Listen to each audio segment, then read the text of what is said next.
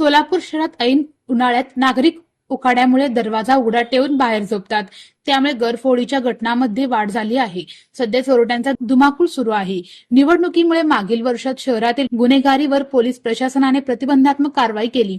त्यामुळे काही महिन्यात याचा चांगला परिणाम दिसून आला. परंतु मागच्या महिन्याभरात चोरीच्या घटना वाढल्या आहेत. या कालावधीत गरफोडी व चोरीच्या 5 गंभीर घटना घडल्या आहेत. अशा पार्श्वभूमीवर चोरट्यांनी पुन्हा डोकेवर काढल्याचे दिसत आहे. नागरिकांनी सुट्टीत बाहेर गावी जाताना घराची काळजी घ्यावी. घरातील किमती ऐवज लॉकरमध्ये ठेवावा. सीसीटीव्ही लावावेत असे आवाहन पोलीस प्रशासनाने केले आहे.